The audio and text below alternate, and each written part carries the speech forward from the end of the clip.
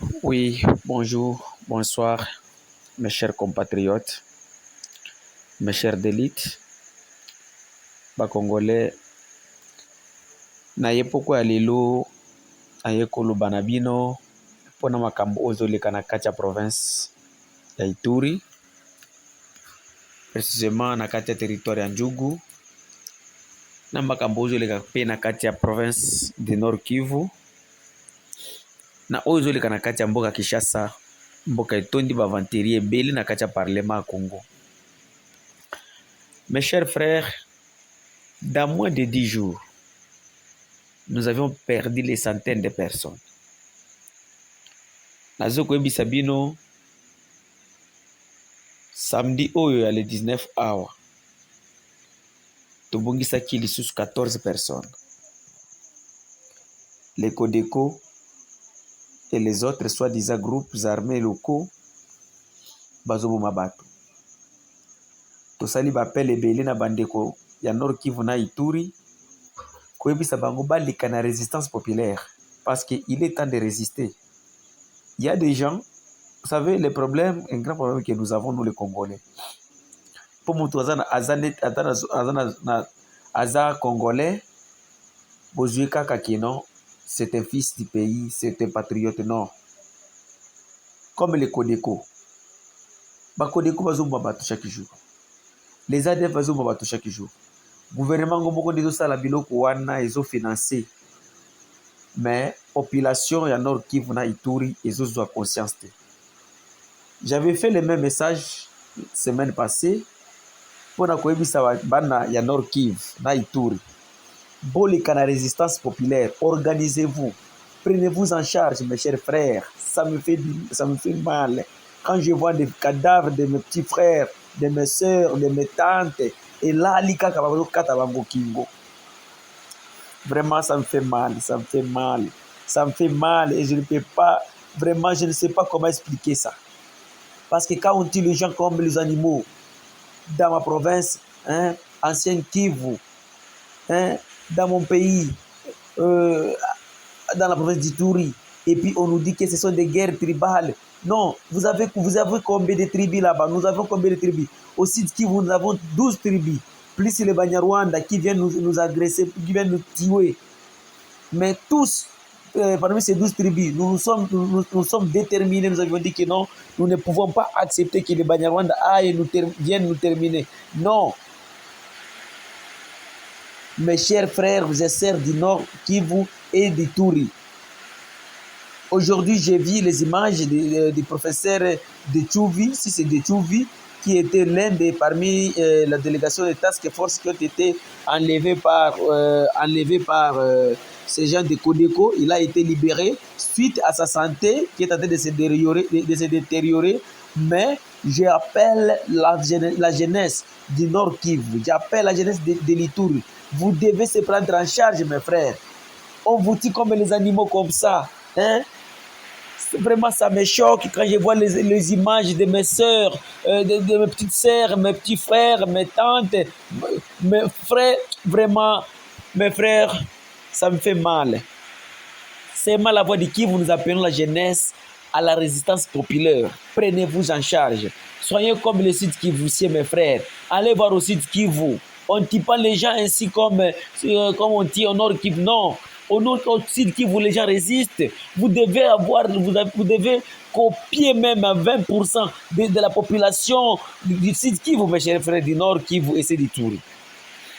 Et j'ai toujours été étonné quand j'attends à la radio, ils espèrent toujours au gouvernement. Tunalomba ku gouvernement, quel gouvernement? Gouvernement gani ndio munalomba? Muwapi? Nani atakuwa kuwasaidia? Simameni mujipiganie nyinyi wenyewe. Watoto wa Nord Kivu, watoto wa Ituri, inatuuma sana, inatuluma sana tukiona munakufa kama vile nyama. Sisi hapa ku Sud Kivu tuna resiste juu ya kukatala Munyarwanda asitumalize sisi 12 tribi.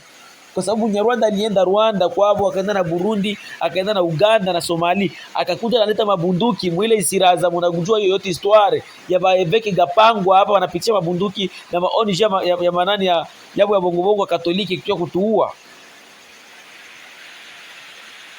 biso na Sud Kivu toza na 12 tribus.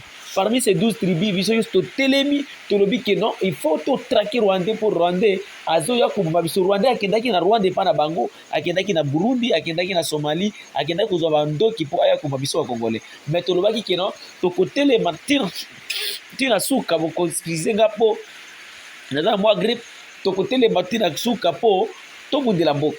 Mais ben frère na biso ya Nord Kivu na Ituri bazolinga comprendre que et puis na ye kolanda baventurier na Kinshasa comme les gens comme les Steve Bikai et d'autres soi-disant députés ole ya kolobela makambo oyo na Nord Kivu na Ituri bango bazokolobela bito bamanda ya seta.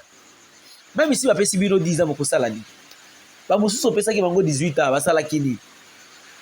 Steve Bikai yo kaka Steve Bikai tozwi manda ya 20 ans okoma président okosarichir kaka obandi koyiba mboka ndenge olingi comme vous faites aujourd'hui. Vous avec votre escroc Félix là, vous êtes en train de piller les pays. Et puis je suis tellement étonné parce qu'aujourd'hui je suivais la radio Okapi. J'ai suivi les commentaires de mes frères, surtout d'Ikassai. Donc, et ils ne pensent absolument rien pour le Congo.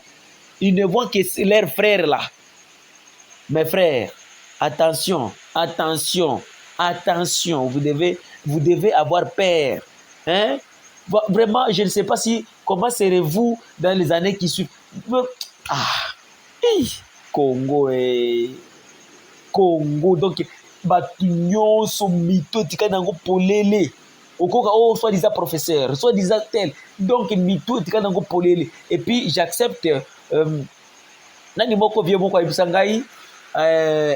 Zaki na 2016. Abisangai non, Zambala kisi biso ke mutu oyo donc Kabila akokende mais oyo akoya akozala plus bête nde oyo komi. Donc ba histoire nyonso oyo Kabila bando kolekela a changer constitution asala boye nde balelo bambikai na bambata soki mbata bona katanga kona soki olobi mbata donc eza bata donc eza canard hein donc soki bambata ba changer constitution ole akokanisa comment bakosilisa makambo oyo ezokoleka na Nord Kivu na Ituri, même ici c'est le Sud Kivu bango bazolinga kokanisa eloko wana te, bango bazomonaka bongo. Et puis comme ils ont un autre idiot à la tête du pays akokende kodimela bango.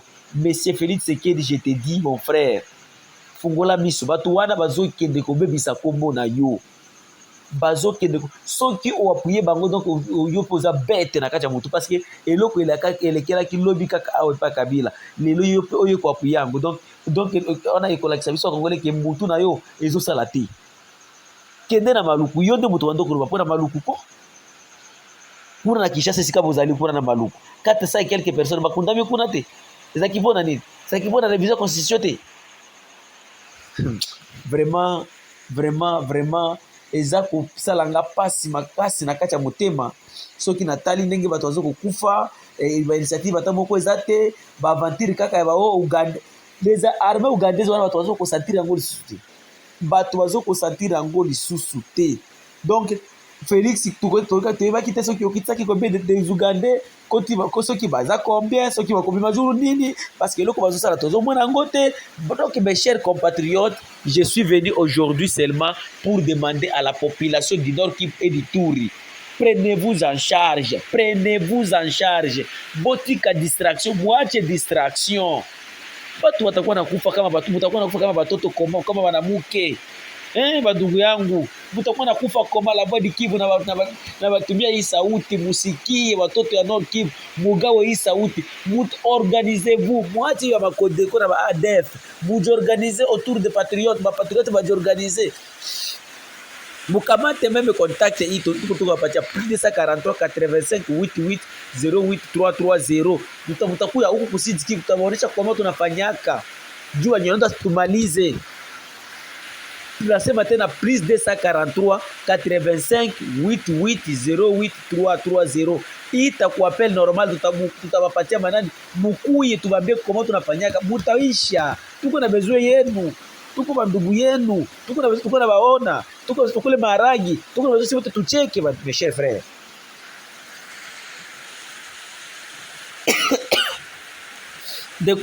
Bandeko vraiment salinga passe mpona etape ya malade naza nango mikolo oyo nasukeli place wana, mais message oyo natindi yango oyo kolanda biso na YouTube, kolanda biso na WhatsApp, tindela yango bana nyonso ya Nord Kivu bayoka. Nalobi yango na lingala po il faut bakongole nyonso bayoka message oyo tozo kosensibilize bandeko na biso ya Nord Kivu na Ituri po na koluka kimia epa na bango message na biso babenga bana na Sud Kivu awa tokolakisa bango qu'est-ce qu'on fait pour résister au Rwandais.